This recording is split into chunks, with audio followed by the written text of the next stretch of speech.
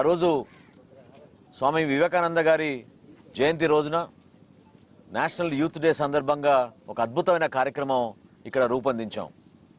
ఇక్కడ ఉన్న కళలు, సంస్కృతి, కళాకారులు, ఎంతోమంది ఆసక్తి చూపిస్తున్న యువత వర్తమాన రాజకీయాల గురించి కానివ్వండి, విద్య గురించి, వైద్య గురించి,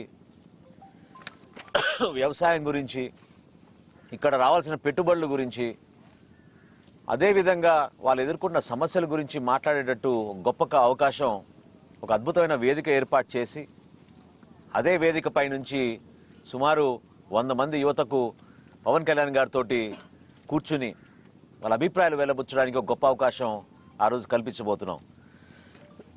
అనేక అనుమానాలు, ప్రైవేట్ స్థలం తీసుకున్నాం, 30 ఎకరాలు. దాదాపు 10 రోజుల నుంచి మా నాయకులు ఈ ప్రాంతంలో అద్భుతమైన కార్యక్రమాలు చేసుకుంటూ